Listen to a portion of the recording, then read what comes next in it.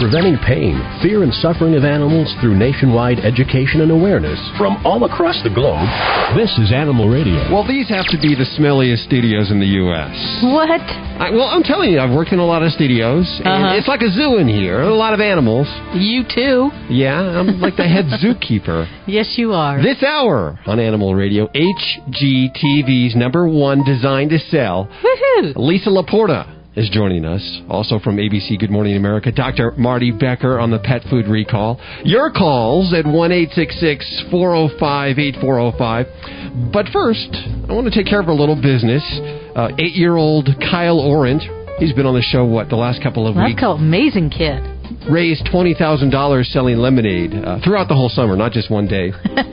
And, even throughout the summer, I never raised that much money. Even throughout my lifetime. And he gave it to Canine Companions for Independence. His next dealie is he's going to get collars, as Joanne Worley. Joanne Worley. Collars! There, you said that very well. He's going to actually get them signed by celebrities and then auction them off on eBay and also give the money to Canine Companions for Independence. This was his whole idea. It was all his. And we actually sent him a box of collars from Bamboo. Bamboo, thank you so much, Bamboo, for giving us about 100 quick control leashes, top-of-the-line collars. And so I'm going to call him up now. Hello. Hi, Kyle. Hi. Hi. It's Hal and Judy. Hi. How you doing? Good. Is summer setting in there yet? Yeah. It's starting to get warmer. We're calling you in Long Island. Is it getting warmer?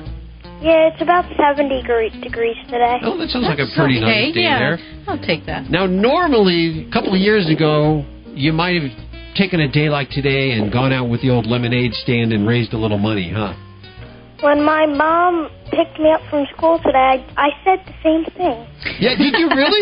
Yeah. But you're on to a new thing now, which I think is really cool. You're going to get celebrities to sign collars, dog collars. Yep. And auction them off to raise money for Canine Companions for Independence? Yeah. Sounds good. Okay, so we talked about this a couple of months ago. I don't know, is there a box there anywhere at your house? I see one right here. Do you? I see one. Yeah. Did we send that to you? Yes, we did. Yeah, why don't you go ahead and open that up and check out what's inside, if you will. Okay. Okay. Whoa. It's a bunch of collars, isn't it? Yeah. Yeah, and it's all kinds of different colors, and they're top-of-the-line collars. They actually include a leash inside the collar, so that they're like 2-in-1. Yes, it's a built-in control handle, so you can grab your dog. If he tries to escape real quick and he's got his collar on, you can just grab it, and it makes like a little makeshift leash. Yeah, one of my neighbors has a dog, and they only have a leash, and they have to put their fingers inside the leash. Yeah, and that kind of chokes the dog. Yeah, so this is made by Bamboo. Yeah, I wanted to thank our friends at Bamboo have donated these to you so that you can get them signed. And, of course, every time we have a celebrity on the air here, we'll ask them. And last week we had a celebrity that you probably don't even know. Maybe your mom will know. Betty White. She was in the Golden Girls. And, oh, boy, she's Mary Tyler Moore. She started way back a long time ago. And she's involved with many animal charities, with the Morris Animal Foundation. And she's going to sign a couple of them and send them off to you directly. And then I guess you're going to pursue some celebrities, too? Yeah, thank you. Now, let's see. You're welcome. What celebrities are you going to try to get to sign? I have a list here of some of your favorites. Who are they? Yeah, I remember a couple. I had Michael Jordan on there and Peyton Manning. And Tiger Woods, I remember. Okay, well, we're on the case. We're on the case. We're going to try to help you get some of these signed, okay? Okay. And we'll let you go. We'll call you in a few weeks, okay? And see how it's going, okay? Thank you, Bamboo, for the collars. Oh, yes. Bamboo is so awesome. They came through in the clutch for us, didn't they? Yeah, and they have cool colors, too. Yeah, they sure do. Those are nice collars. Yes. Take care, Kyle. Okay, bye. Bye. Bye-bye. And no stranger to Animal Radio, Dr. Marty Becker. Hi, how you doing, Doc? Hello, friends. How are you? Very well, calling you in lovely Idaho. And where is spring set in, summer set in yet? Oh my gosh, it's so pretty up here. I was looking out today, and there's a bunch of wild turkeys, and I love them because they're mating. And there'll be a female and a couple toms around there. And they do that thing where they strut around. And it's like, who's your daddy? Who's your daddy? Who's your daddy? Then they whip that big fan of feathers out and like, look at me, look at me. Ah, shoot. She's not looking, and they run around the other way and whip those old feathers out. Oh, God. Listen, I wanted to call you up and get your take on the pet food recall. Of course, this has pretty much consumed the news for the last, 7 weeks, 8 weeks now? Yeah. Going on a couple of months. And still finding a lot of people unwittingly feeding their animals food that's been recalled. And I know that you're actually practicing again. Do you see? Have you seen any cases in your office there of renal failure? Well, I'm going to give you straight answers. Okay, of everything that I've seen. I've been involved with this since the early embers, the very first days of this recall, when it was apparent to Gina Spadafori, my co-author, and I. We have a website called Pet Connection, and we knew from our feelers that this was going to be a big problem. And let me go back historically. What was happening in the months preceding this is veterinarians were seeing acute renal failure in pets that shouldn't have acute renal failure. Chronic renal failure is common. Acute renal failure is not common. And so you'd ask the people the common things. Could the dog have gotten around antifreeze? No. Could the cat, did you have Easter lilies out early that the cat could have chewed on lily? No. You're thinking, what in the world caused this? But you know how the hectic realities of day-to-day go. Next thing you know, Mrs. Anderson's in there for Sparky's booster shots, and there's another sore ear, and you move on, and you're thinking, well, what is that? You just treat it symptomatically. You had no idea people, sometimes in the same practice across town, another zip code across the state, across the country, were also seeing all these acute renal failure cases. You had no clue about that? No clue. It seemed isolated. And see, unlike the human side, there was no reporting system, so nothing came up. You thought it was just you with this pet, and you couldn't figure it out. And sometimes you saved them, and sometimes you didn't. Just tragically, nobody knew what happened, but they died of renal failure. Well, then the food recall came out. Then you knew what was happening. And, we now know it's this, a toxic brew of these melamines, these chemicals that were artificially added to boost the protein level that, something that was foisted upon us by the Chinese, and then the suppliers bought it not knowing this was in there. And let me explain what happens in the kidneys. In each kidney, there's about 500,000 tubules. And I want to think of every tubule in the kidney as a lab nerd. And he's got two beakers come along. And this molecule comes along. Let's say it's a molecule you want to keep like protein. The lab nerd, the tubule says, all right, keep it. And then if something comes across a waste product, he goes, toss it out. So it's always keep it or toss it out. Well, of those 500,000 lab nerds, you have to, of each kidney, you got 1 million total, you have to lose 750,000 of them before you start seeing renal failure. There's a tremendous reserve capacity of these kidneys. And so that's the problem. And it's not like, a dog that gets a cut and you sew it up, and 10 days later you take the stitches out, and 6 months later the hair's grown back, and you don't even know where the cut was. Once they're damaged, the damage is permanent. So what you're saying is if your animal is in renal failure or having kidney problems from this, there's no turning back. No, and the problem you're seeing, we don't know, we'll never know how many pets were affected, ever. There's no birth certificates, death certificates, or coroners for pets. If a human dies under unusual circumstances, there's a coroner, there's tissues preserved. So there's lots of pets that died or were damaged way before the recall came out. But I will tell you, there's lots of pets, probably tens of thousands of pets that suffered kidney damage, that instead of them being, a 14 or 15-year-old cat now that's in chronic renal failure, or an older dog, you're going to start seeing it much earlier. So we're going to be treating renal failure in pets, in a lot of pets, for a lot of years. Why are we seeing this more in cats than in dogs? Well, cats were desert dwellers, and they were able to concentrate urine. They really got the water they needed from the animals that they killed. Right. And so they're tremendously able to concentrate urine. And so if you think of your old, lab experiments in high school where you tried to mix something to make it soluble in a liquid, if you took a tablespoon of salt and tried to put it in a tablespoon of water, it won't dissolve. So dogs drink a lot more water. So it's a dilution factor there versus these cats that don't drink much water. So thus it didn't flush the crystals out. The crystals lodged in these tubules, and these little lab nerds, once they get plugged up, they're gone. And Doc, can you hold on 1 second? Yeah. Just 1 second. Hal is trying to catch this big, huge black spider running around our desk here in the studio. I'm trying not to freak out during the interview. I was trying to be very patient. I want to take him outside. I was sitting here trying to speak at a normal range when this spider was crawling. And I just heard Hal scream outside the studio. So evidently the spider got out of the tissue and is probably crawling on his hands right now.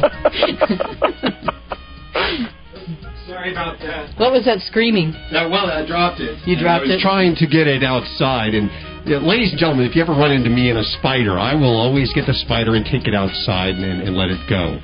But I think this particular one, I recognize it. It's come back. It's actually worked its way back into the studios here. I wanted to ask some more questions here. I'm sorry about that. You now have a reporting system. I understand that all the docs can get together and report the cases that we feel are related to the recall. Is that correct? Well, again, straight answers here. There is a system that you go through. It's through the FDA, and then your local veterinarian can work with these laboratories to send in things. The problems you're going to run into is you have to have 2 of the 5 criteria to count as one of the pets is affected. Mm-hmm. You have to have a pet that was in renal failure. You have to have food that contained this melamine. You have to have tissues that contain the melamine crystals. Let's go back to pets that were damaged in December, January, February. Mm-hmm. There's not tissues preserved. Sure. Nobody keeps the food that they fed. I mean, it's gone. It was consumed. And so... But the ones that are that you pet you still have or still have the food, yes, you can have it tested. Yes, you can be counted. And another thing this points up, we have a little Papillon Poodle Yorkie cross here. We have 29 pictures of this dog in our house. We counted them a while back. We carry pictures of this pet in our wallet. 29. That's just the ones, but there's only about 8 of the kids, so that kind of gives you an idea. The human kids. This pet, though. One time I'm a veterinarian, 27 years, but I'm a lifetime pet lover. Mm-hmm. And this little dog to my wife, we have 5 cats, we have 2 dogs. Right now my daughter and her husband are home, and we have their 2 little pugs with us. And we love animals. But, we had to ask ourselves, what do we feed these pets? And, so speaking as a veterinarian and a lifetime pet lover, I still feed commercial food. I still recommend commercial food. As a matter of fact, they're all happen to be on science diet. No. You're on the level with me, Doc, right? Yes. Because I know that vets are supposed to, pitch their clients on either science diet or one of the things that's in their office there. No. Here's the straight answer again. Okay. Like the hospital I work at, there are 3 brands of food that we sell at this hospital, and I just work there as an associate veterinarian. We sell Newman's Own. Uh-huh. They sell science diet. Actually, there's 4. We sell Iams and they sell Purina. But there's lots of good foods, like Kirkland makes a food for Costco. Kirkland brand. Well, we're finding out the ingredients all come from the same place. That's made by Diamond Pet Foods. That's a good food. What I try to tell my clients is this, I can tell you, I'm going to recommend to you foods you can feed that I think are the best. If you want something out of the grocery store, I can tell you that as well. If you want to home cook, either temporarily or permanently, I can tell you how to get started the right way there as well. Okay. I'm not one of these people that join the chorus. You cannot absolutely home cook for your dog. You'll kill him. Well, if you do it right, you can absolutely do it. And the important thing of doing it right is making sure they get a complete diet, the same vitamins that they would get in the pet food, right? Yeah, we see as a veterinarian, as a practicing veterinarian, which, I got off chasing a rabbit here, you alluded to earlier. I've seen pets come in that have nutritional deficiencies where people are just feeding chicken, for example. Uh-huh. It's not... there's PhD nutritionists that put food together, and there are templates, there are online resources, there are cookbooks you can use. For Hal and Judy, in my experience, most people may do this temporarily or with all good intentions get started, but because of convenience, they're going to go back to commercial food. Yes. Mm-hmm. And so what I want you to do is, there's several things we've learned about this. One, we're going to be looking at labels a lot more closely than we ever did. Do you think any veterinarian out there knew that there was things in these foods that were sourced from China? Not a clue. No. And we also didn't know, I guarantee you, we didn't know that these companies, you talked about some of these kitchens made food for all these companies. Uh-huh. We too assumed if it was if Iams had a food, that Iams made the food. Sure. Yes. So we found out that there are commercial kitchens and how the industry works. So now we know we're going to look at labels. We're going to ask questions about sourcing and production of these foods. And also, you really realize, if a dog had an infection, you wouldn't want to go to a veterinarian and have them come in with a box full of antibiotics and dump it out on the table and say, "Hal, Judy, just pick one out. They're about the same, No. Just like foods, there's one food that's best for a pet. It may be a food that's disease prevention. It may be something that's treatment. It may be something that is calorie restricted, something that's good for allergies. But you really know you need to work with your veterinarian to figure out what to feed your pet. Okay. And that's, I guess that's one of the takeaways of this. Okay, so that you're saying we should contact our vet to find out what foods are safe and good for our pet. Well, you know what I've told people throughout this thing? I'm going to say the same thing I said from the beginning. Okay. They say, where do you go for information? Who should you talk to? Should it be the FDA, the AVMA, the person you should always talk to? It's Carrot Top's website. That's where I go to get most of my information. You need your local veterinarian because they know your pet's medical history, its current health status, any unique risks that your pet faces. They know if your pet, they can help you weed through the confusing and conflicting information and know if your pet needs to be seen and needs to have diagnostic tests run and treated. I want to go back to that one statement. What I think some people have done is tried to tamp down the problem and pretend it doesn't exist. Yes. And I'm not one of those. I want to say that this was a wake-up call. It was a serious problem. There's thousands of pets affected. There's going to be long-term chronic problems to deal with. And again, most people are going to feed commercial food. They just need to feed the right one. If you do want to home cook, my gosh, we went through the same question here at home. My wife was freaking out. Well, I think that's the interesting thing is that we were taken by surprise. Every expert we know, everyone within the industry was taken by surprise. A few said, well, that's been going on for years. And they may be right. Who knows? The regulations of the food that we have imported into our country hopefully will get stronger. There's legislation now to make that stronger. Need to find out what's really in our foods. I feel for everybody out there that's been affected by this. And also, a hats off to you two. I love your online. Every time you send out your newsletter, anybody out there that's listening that doesn't get it or it's authoritative. Listen to this. What do you want from us? It's authoritative. It's original. It's clever. There's lots of different stuff in there from the person that's kind of like, for me, the kind of the scientist part to the person, something that's just humorous, but you guys have done a great job through this as well. Well, and I also want to mention that you can get alerts on your cell phone now. Find out every time we get an ASPCA or Humane Society alert about the crisis and what's happened and the latest development. You can text ANIMAL to 27627, and you'll get the latest audio from Animal Radio. Yeah, we want everyone to know whether they read the newsletter, whether they hear us on a radio station, whether they hear us online. We want the people that are still feeding these foods to stop doing that and find alternatives. It's so very important. You don't want to be feeding your dearly beloved one food that's tainted. Dr. Marty Becker, we see you on ABC Good Morning America all the time. Are we going to see you again soon? I was on today talking about a kangaroo in Utah that does animal-assisted therapy. I haven't heard of it. Yeah, they sent a crew in to talk to me about it. They live by a kangaroo farm, and this kangaroo, up to 6 months old, they take him in there, and it's mainly Alzheimer's patients and Parkinson's patients, but it's just what a neat story. Absolutely, get on that. I am. I'm going to get them on the show. Dr. Marty Becker, thanks so much for joining us. The website petconnection.com. Check that out. Of course, URLs to everything you've heard on today's show at animalradio.com. Hi, this is Nancy Cartwright, the voice of Bart Simpson, and you're listening to Animal Radio. Don't have a cow, man.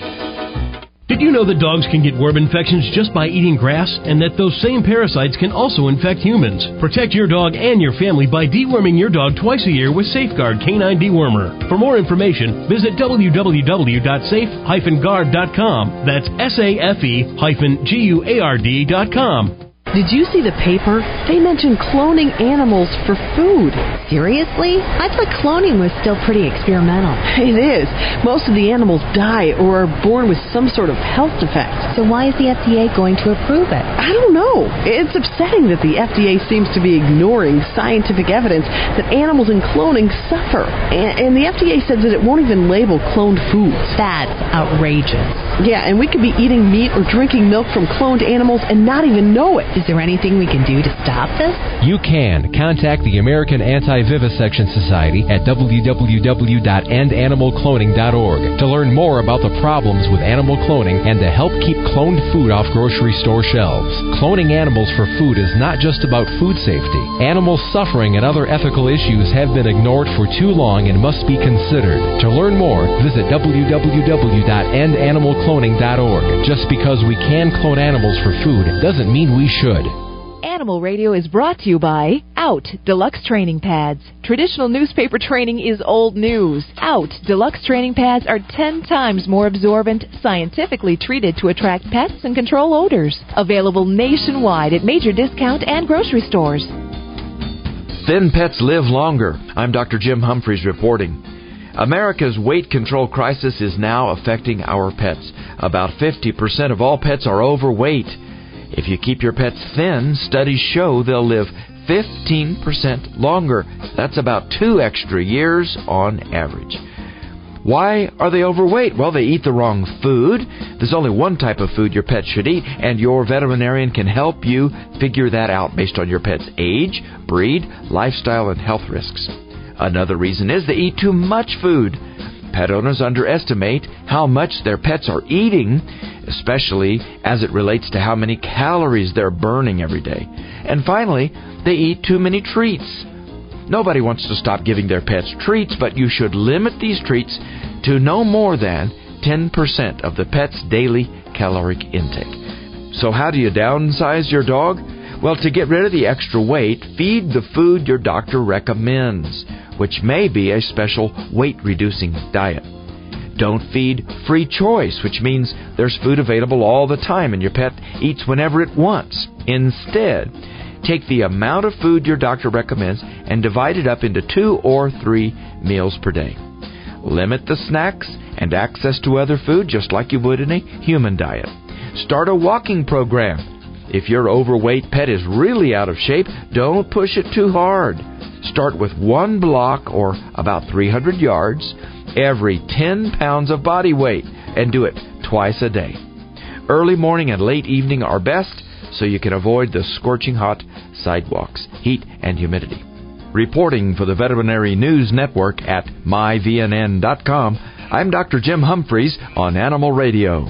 As the director of a busy rescue shelter, I'm constantly house training, and as any pet guardian will tell you, house training can be frustrating and confusing for both you and your pup, and learned bad habits like using newspaper is hard to break. We use Out Deluxe Training Pads because their scent attracts dogs. Here's 2 tips from somebody that knows. Speed up the house training process through consistency and Out Deluxe Training Pads. There's no easier or cleaner way to train your pup. Find Out Deluxe Training Pads at major discount and grocery stores nationwide. Hi, I'm Ken Schrader. In race car driving, seconds can win a race. But to win the race against pet overpopulation, you need to understand the importance of spaying or neutering your pets. Every few seconds, hundreds of dogs and cats are put down in our country. Help fix the problem. I urge you to spay or neuter your pets. To find out how, visit pets911.com today. To find out about Spay Day events in your area, log on to pets911.com or call 1-888-PETS-911. 1-866-405-8405. We'd love to talk to you. Coming up next from HGTV and Design to Sell. That's the #1 program. I know you know that. You watch that.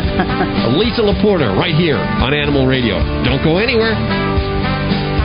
This is Animal Radio Network. Hello, this is Loretta Swit, and I'm on Animal Radio. And please don't forget to spay and neuter. Preventing pain, fear, and suffering of animals through nationwide education and awareness from all across the globe. This is Animal Radio. Well, Judy, I see in the news here that, we get these ratings in, and I see HGTV, your favorite network. That's the only channel I need. Well, you know what? A lot of people feel the same way, apparently, because they're coming in number 13. Among everything. Among all the the NBCs, the ABC, all the big networks. And the #1 program on HGTV is Designed to Sell. And, of course, our good friend Clyde Pierce joins us frequently. We've never had Lisa LaPorta on, but I believe she's there right now. Lisa, how are you doing? I'm great. How are you guys? Good. Where are we calling you? Where? I am in Los Angeles. L.A., okay. But you do a lot of traveling. You know what? I don't do as much traveling with Clive. We do travel for appearances, but I am on the L.A.-based shows only. Oh, really? I didn't know that. And all of the shooting that I do is based in L.A. or shot from a studio. Oh, okay. So if I want you to redo my studio or my home, I've got to move to L.A., huh? Well, I have traveled in the past for clients outside of the show, but on the show, I stay in L.A. Well, you're about to do your 100th episode? Oh, my gosh. Can you believe it? I think I've seen all of them. I think I've seen 99 of them. Well, they're on so much. It's on every night now, so it's hard to miss. But, yes, we love working on the show. We're having so much fun. It's hard to believe we're at the 100th episode. You know, I have learned so much from your show, from your decorating. I love what you do to a room, and my poor husband is paying the price. Oh, well, thank you for saying that, and I'm sorry to him. If somebody wants to do a pet-friendly house, they want to make a pet-friendly house. Yes. Have you ever designed a pet-friendly house? You know, yes, because a lot of the considerations I make as a designer are dependent on who's using it. And when people have cats or dogs, whatever, you have to consider fabrics, wearability, floor materials. You have to think about all of it. Especially if you have cats, I would imagine. Definitely. I mean, there are a lot of fabrics for upholstery that I would not use right off the bat if a client has cats. Or wood flooring for dogs. Do dogs damage the flooring? It can scratch pretty badly. Now, my brother has always had Rottweilers, and I helped him with his kitchen, and we put travertine on the kitchen floor. What's travertine? Travertine is it's more porous than marble and granite. It's a type of limestone, and it's that light, creamy stone that you see everywhere. It's basically what's covering, the Colosseum. It's been around forever. It wears very well. And my brother kept asking me, could it stand up to Rocky, his dog? And I said, have you been to Rome? Have you seen the Colosseum? Well, you know what I think you ought to do is you should hook up with a fabric maker or a tile maker and make a pet-friendly line of fabrics and treatments for houses. Because I don't think that's being done now. I don't think they're really focusing on that. Shh, we could have had that niche. Oh, geez. Right. Shoot, don't say anything. Yeah. We'll talk to you after the interview. I understand that you're a Yorkie gal. You've had a lot of Yorkies in your life. Yes. Well, my family has had a lot of different dogs. We used to have dachshunds. But I bought, a couple of years ago, my mother 2 Yorkshire Terrier puppies as a Christmas present.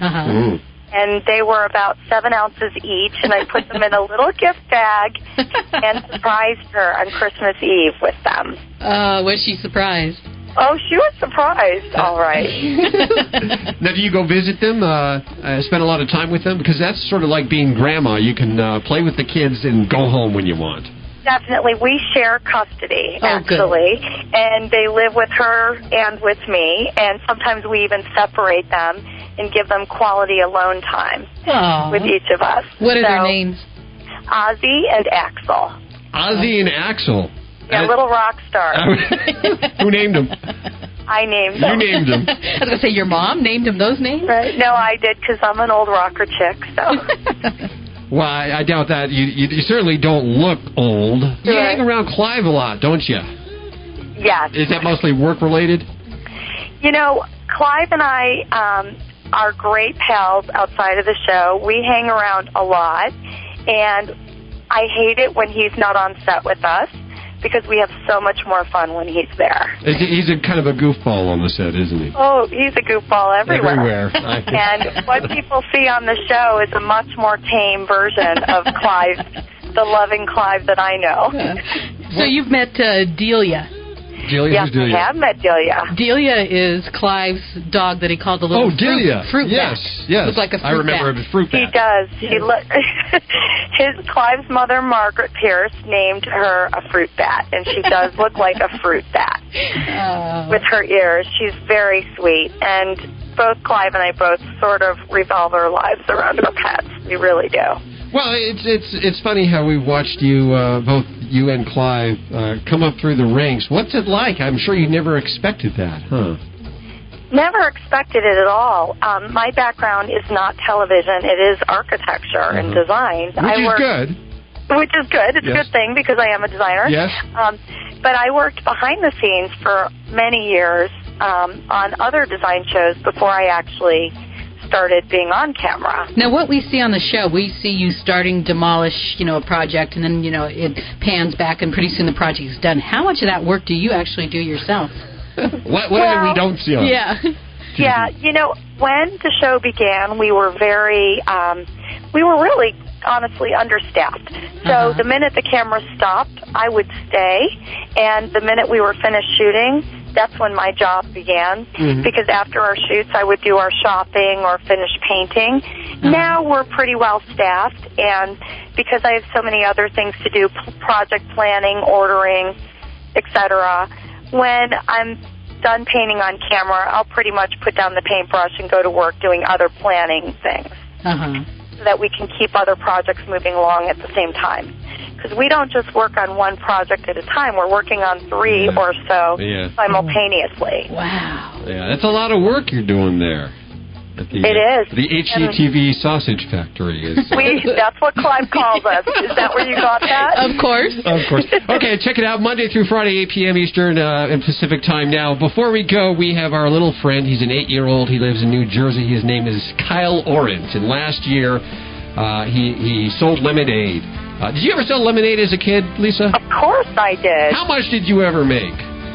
Ooh. Take a wild guess. Probably $20 or less. That's probably one of the highest amounts we've heard. Yeah. So he made $20,000 doing this over the summer. In a few days. Unbelievable. And a little help from, I don't know if Donald Trump bought any lemonade or not. I know he has connections with the Donald. Wow. And anyway, he's given it to Canine Companions for Independence. We had him on the phone a couple of weeks ago, and I said, hey, what do you want to do next? And he says, I'd like to do an auction with dog collars, signed by celebrities. And so, so can we send you a couple collars for Kyle, and then you'll send them right on to Kyle as soon as you sign them? Of course. I would love to do that. And again, it's benefiting Canine Companions for Independence. Lisa, we thank you so much for spending time with us today. Thank you for having me. I'm thrilled to have talked to you guys. And give Clive a big old hug for us, if you will. I'll do that. Okay, Monday through Friday, 8 p.m. on HGTV, the #1 program designed to sell, Lisa LaPorta on Animal Radio. Thank you. Hi, this is Betty White. All us animal lovers love Animal Radio. Please help every way you can to make life better for our animals, like the Morris Animal Foundation does. Animal Radio is brought to you by Get Serious, a stain and pheromone remover so easy to use, even men can do it. Hey, wait a minute. Don't take any more excuses, women. It's time to get serious. Get Serious is available at PetSmart and online at GetSeriousProducts.com. Buddy, don't do that. Don't worry, lots of dogs eat grass. Didn't you hear? Dogs can get worm infections from eggs and larvae in the grass. Those parasites can even infect humans. I know. That's why I give my dog Safeguard Canine Dewormer twice a year. It's a safe and easy way to eliminate and prevent the major intestinal worms that infect dogs, and to protect my family against infection. Where can I find out more? Just visit www.safeguard.com. That's SAFE-GUARD.com. Did you see the paper? They mentioned cloning animals for food. Seriously? I thought cloning was still pretty experimental. It is. Most of the animals die or are born with some sort of health defect. So why is the FDA going to approve it? I don't know. It's upsetting that the FDA seems to be ignoring scientific evidence that animals in cloning suffer. And the FDA says that it won't even label cloned foods. That's outrageous. Yeah, and we could be eating meat or drinking milk from cloned animals and not even know it. Is there anything we can do to stop this? You can. Contact the American Anti-Vivisection Society at www.endanimalcloning.org to learn more about the problems with animal cloning and to help keep cloned food off grocery store shelves. Cloning animals for food is not just about food safety. Animal suffering and other ethical issues have been ignored for too long and must be considered. To learn more, visit www.endanimalcloning.org. Just because we can clone animals for food doesn't mean we should. Scoop Free, the revolutionary self-cleaning litter box, announces the Scoop Free Shelter Program with free products and financial assistance to not-for-profit animal organizations. Use Scoop Free to enhance the care of cats in your shelter or use them in your auctions and raffles with 100% of the proceeds going to your shelter. Scoop Free also provides discounts and donations for Scoop Free products used by adopting families. Find out how your shelter can participate at www.scoopfreeshelters.com. Every once in a while, there comes along a special group of animal lovers that stands strongly in defense of the voiceless. Animal People is that newspaper for people who really care about the animals. Animal People's published 10 times yearly. The publisher is a non-profit corporation dedicated to exposing the existence of cruelty to animals and to informing and educating you so that animal lovers worldwide can eliminate such cruelty. Your subscription is $24 a year. Get Animal People's fair and accurate investigative reporting from the industry watchdog. Visit our website at www.animalpeoplenews.org. That's www.animalpeoplenews.org to subscribe to the news for people who care about animals. Animal People. Subscribe today at www.animalpeoplenews.org. Did you know that dogs can get worm infections just from eating grass, and that those same parasites can also infect humans? Ew, gross. Thank goodness there's a safe and easy way to eliminate and prevent the major worms that infect dogs. Safeguard Canine Dewormer. Just sprinkle it on your dog's food twice a year. And that's it? Yep. For more information, visit www.safe-guard.com. That's SAFE-GUARD.com. It's the best way I know to protect my dog and my family against intestinal worm infections. We're going to the phones next. I want to talk to you. I also asked Britt Savage what she had on her mind. She said spider Viagra. What? Yeah. This is Animal Radio Network. Judy, one of the studio cats just vomited under my desk. Can you clean it up, please? You can do it. Me? I'm busy booking all the celebs for the show. I don't do stains. Well, now you can. Go ahead, grab that bottle of Get Serious over there. It's going to remove both the stain and any pheromones left behind. Just go ahead and squirt it on, work it in, and all you have to do is blot it with a thick towel and hold it for about 5 seconds. Come on, I know you can do it. Okay, I'll give it a try. I'm squirting, working it in, and blotting. And, whoa. The stain is gone. You mean you were able to remove the stain all by yourself? Women, Get Serious is so easy to use, even men can do it. Hey! Yeah, so don't take any more excuses from those guys. It's time to get serious. You can find Get Serious at PetSmart and in pet stores all over. Visit their website at GetSeriousProducts.com. Hi, this is David Fry on Animal Radio. I want you to think about this. It's much more important what we learn from our dogs than what we teach them. Animal Radio is brought to you by the American Anti-Vivisection Society. Stop the FDA from allowing milk and meat from cloned animals to be sold in grocery stores. Contact the American Anti-Vivisection Society for information at www.endanimalcloning.org.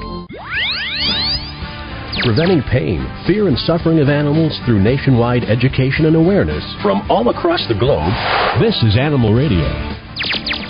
1-866-405-8405. Hi, who's this?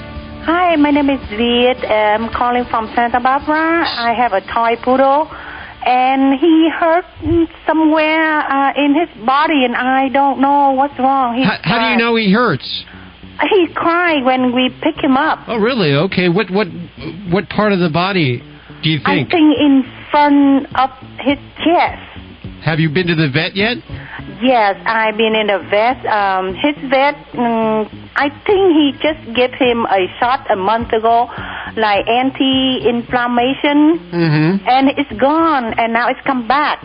So I tried to go another vet to get a second opinion, and he thinks it's something wrong with his digest, and he gives his dog food, but I feed my dog with our food, table food. Oh. And it doesn't work. No. So I went make appointment with another vet, a third vet, and so I just canceled this morning because I try to massage him every day. and he feel better now. Mm-hmm. I did give him a baby aspirin a week ago. Okay. How much does he weigh? He weighs 8 pounds. 8 pounds. Okay. How much aspirin were you giving him? One tablet, one baby tablet. Okay. At 8 pounds, that can be toxic. That's a little more aspirin than he should take at being a weight like that. At 8 pounds, you want to give him half a baby aspirin or less. Once a day. Don't give him a full one. That's too much for his body weight. And because I asked the second opinion vet, and he said, yeah, it's okay to give him baby aspirin because he gave to his dog the same. So that's why I gave my dog. Yes, but only give him half. Oh. And what you want to do is you want to give it to him with a meal. Just like the doctor tells us to take our medications with food, it'll help it go through his system better. So you want to give it to him with his meal. But this isn't something you want to do on a regular basis. You still want to find out what's going on. I suggest if you're feeding him table scraps and things like that. Stop. Yeah. Stop table scraps. Yeah. Table scraps aren't really good for the diet. In fact, they can give your dog all kinds of gastrointestinal distress, and that could explain some of the problems and pain. But wouldn't you think, and I'd hate to say it, but another veterinarian, going to another veterinarian and making sure that your dog gets the full workover. This may include x-rays, it may include blood tests, it may include, whatever the veterinarian asks for. While the aspirin is good to temporarily take care of the pain, you need to get to the root of the problem. And there are tests that will help you find out. You just need to find the right doc that's going to help you get that done. And you might also ask them to put him on a special diet, something that might be a little bit easier on his stomach. How old is your dog? A year and a half. Okay. A year and a half? He's still a baby. Yeah. You can't do the table scraps. And I think, you're right, Judy. You need to have a diet that's going to work, and there may be a special diet for him right now. Do consult another vet. You said you're in the Santa Barbara area. We're very familiar with the area. I know a vet there. I hope it's not one of the vets you've been to, but I will recommend Dr. Greg McDonald for you in the Santa Barbara area. Yeah. So you think he needs to eat his dog food? He needs to eat dog food. He can't eat table scraps. Table scraps will give him gas and will make him up. When you pick him up, his stomach hurts.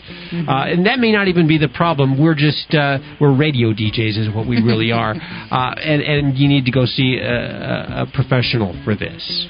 But I heard in your radio talk show before that you said something good for you is good for your dog. So that's why I give my dog my food. Yeah, you know what? That's an interesting because I do say that, and I do say that. What I actually mean is that if I can eat the food that is meant for them. Literally, if I can take a can of their food and eat it, then I think it's okay. It doesn't mean that I'm going to give them fried chicken and ribs because I like ribs. They can't have ribs because it wouldn't be good for them. The foods that are in the pet stores are specifically designed for their stomachs, which are much different than ours. You caught me. You did very well there. I tried the dog food. He's been eating our food since he 8 weeks old, and I don't think he want a dog food. Yeah. He smelled and he walked away. Okay. You know what? I'm also going to, since you got me there, I'm going to send you some great books on the subject that we have from our library. And we also have some... Oh, yes. Yes. There's a great food, which I actually have eaten. It is a dog food, and I'm going to give you some. It's Dick Van Patten's Natural Balance Diet. I'm going to send you a case of it. Okay, thank you. Hold on for 1 second. Thank you very much. You're listening to Animal Radio. You can learn more about today's guest at animalradio.com. Log on. Learn more.